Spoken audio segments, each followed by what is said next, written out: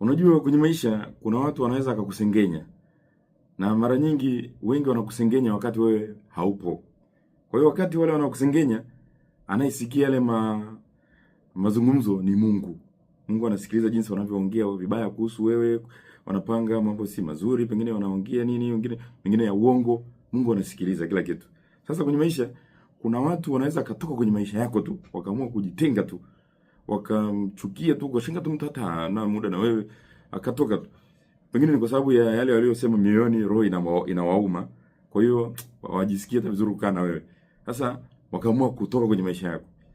Kuna wakati mwingine Mungu anasikiliza, anaamua kuwatoa kwenye maisha yako ili wewe ubaki salama.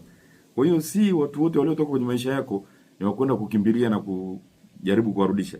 Wengine wape tu muda. Wakati mwingine pia usali, kumshirikishe Mungu ili akuonyeshe ni kwa nini wametoka kwenye maisha yako. Utagundua mengi tu.